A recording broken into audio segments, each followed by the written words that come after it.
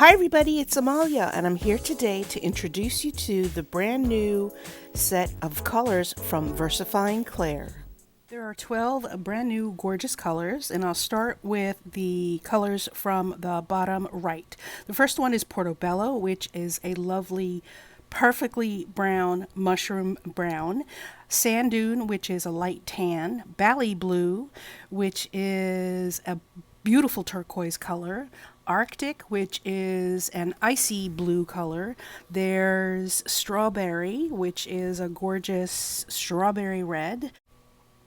Then there's Spruce, which is a deep green color. Grass green, which is a nice light green color. Avocado, which is an avocado green color. Then there's Baby Pink. And above that is Peri, which is kind of like a periwinkle. And worth seeing up close is this gorgeous lilac bloom. It is the perfect shade of lilac, and the packaging is even beautiful. Here we have Hawthorn Rose, which is a lovely rose color. Today I want to use all the colors I possibly can, so I'm going to do something sort of mixed media. And I have here Simon Hurley's stamping foam. It's a foam you heat up with your heat tool, and then you can impress images into it for like a reverse image effect. They come in 3 by 4 1/4, or you can get it in 4 1/2 by 5 3/4. And again, you use your heat tool, you heat it up, and you just press your images into the block. You can do something like buttons or whatever images you have. I'm using my red rubber stamps. I didn't know how the heat would react on my photopolymer stamps. So here's my first stamped image, and I decided to turn over my pad so that I didn't get it dirty with ink. Anyway, the first color I used is Arctic blue. It's a pretty nice blue. It lightens up a little bit as it dries. The next color I'm using is Bali blue, which is going to be that lovely turquoise color. And these blocks can be easily cleaned with a baby wipe. Use some stamp cleaner if you want some of the stain to come off, but these are a staining ink. It's a pigment ink for fine details, and it's one of the best stamping inks out there. I have never had issue with it. You stamp once and you're done. Here I am using the foam. I'm erasing the image basically from the foam, so I'm removing the impression. You just use the heat gun and the foam expands, and you could use another stamp to make another impression. I'm using Avocado green, and if you notice, so far I've used 2 blues and now 2 greens. I've cleaned the stamping foam. Now I'm heating it up again and stamping on some more images.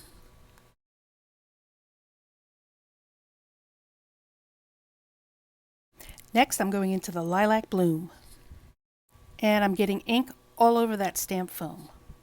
VersaFine Clair is a pigment ink for fine details. It brings out the finest details. It's a long-lasting pigment ink pad, and it's perfect for using with watercolors or to color stamped images. Over the green with some Hawthorn rose, and I have to tell you, I love the way this looks. I love how it's just off slightly with the green, and it kind of has like a ghosted image, but I love the way that looks. Next, I'm going in with Strawberry, and I have to tell you, this is a powerhouse of a color, and it really makes a great addition to what I have going so far. These colors are really rich. They take a bit of time to dry, and they do dry back a little bit fainter than what you see right here. And I'm going to show you at the end. This one stays pretty true, but another one that I do has faded a lot more than I had wanted it to. I love the way this is turning out. Let me know what you think by leaving a comment below. Next, I'm going to start direct stamping. So instead of using the stamping foam, I'm going to use actual rubber stamps. And I have this one that has 3 or 4 different faces on it, or different types of stamps on it, and one of them is a face. So I'm using the Spruce to stamp those images, and there's a script stamp on there as well that I used, and I used the Portabello to stamp that out. This color is Sand Dune, and it's a very light color, as you can tell. I used it on this panel. However, it dries back such that it completely disappears. Obviously, that tan color cannot compete with the strong colors that are on this panel. I started with 2 blues, 2 greens. I went to a pink and then a red, so let's call those two reds. And oh no, don't forget the purple. Okay, and I think I mistakenly went in the right direction with these colors, and I'll show you my next panel really soon. So here's the next piece that I'm starting, and I'm going in a kind of different direction. I'm going to start with pinks on this one, and this one is going to be the baby pink to begin with. I'm doing the same techniques with the stamping foam and, pressing images into it and then covering the foam with ink and then stamping that onto my paper. But I started with a lighter color, and then I'm going to stamp the grass green on top of this. And I tried to make it askew like the first one on the left, but I did it too much. And this is Hawthorn Rose, and it looks pretty good right now. But again, this, with the added colors that I put on it, will dry back such that all the colors are muted and kind of cancel each other out. So I will kind of get to the point and show you what it looks like at the end. So you can see that I stamped that wave image in one of the blue colors in a couple of different spots, but it's already starting to disappear and not be as strong of an image as when I first stamped it out. That pink and that blue, even though I stamped pink and blue on the first one, or pink and green rather, on the first one, it's sort of they're canceling each other out. Anyway, I grabbed some mushroom, which is a dark contrasting color to all this, and I grab some strawberry, which is a bright contrasting color, and stamp on that, trying to sort of enliven this piece a little bit. And here's a closer look at the two pieces. And you can see on the first one, the colors that I started with are fading away. This piece isn't even dry yet. Both of these, I let them dry for a couple of days and they're fully dry. If you want to speed it up at home, just use one of your heat tools to do that. I still wasn't done with these, and I grabbed a stencil, and I'm using some VersaFine Clair Nocturne, which is the black ink, through the stencil. And I'm going to add all sorts of images over this, and I'm using a dark contrasting color, a bold color like black, and I think that's going to help draw everything together.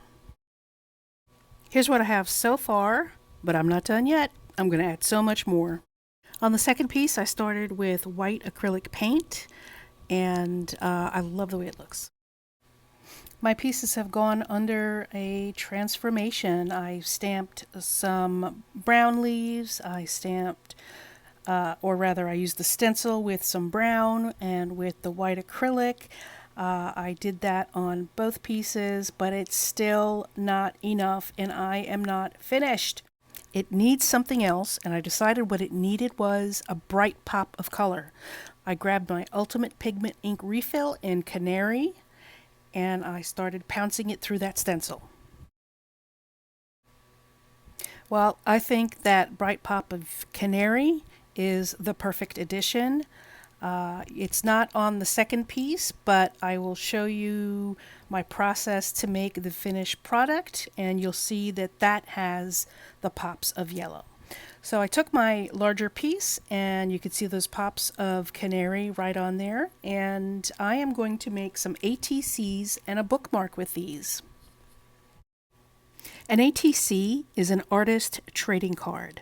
It's a 2.5 by 3.5 inch card that an artist will create to share with other artists. And it's traded typically. Card makers can make ATC cards, mixed media artists, all types of artists make ATC cards to trade with other artists. On the back of the ATC card is usually the name of the piece, the name of the artist, the date, and if it's part of a series like these, I will be making 5. You'll put 1 of 5, 2 of 5, 3 of 5, and etc. on the back. And you can include any contact information, if you like, on the back of the card as well.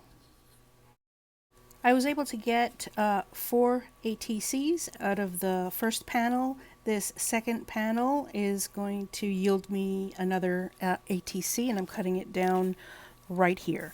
I'm going to cut this down to about 2 inches and make a bookmark out of that. Now that I've cut my pieces down, I need to add some finishing touches. I just need to add, I was working in a larger format before I cut it down, so I need to fill some space, add some interest in certain areas, and I'm just going to use a couple of stamped images and my pieces should be done. Here's the finished bookmark and ATCs. I'll have some information for you on the products that I used in the description bar below. Please click thumbs up and come and find me on Cool Cakes and Crafts with Amalia.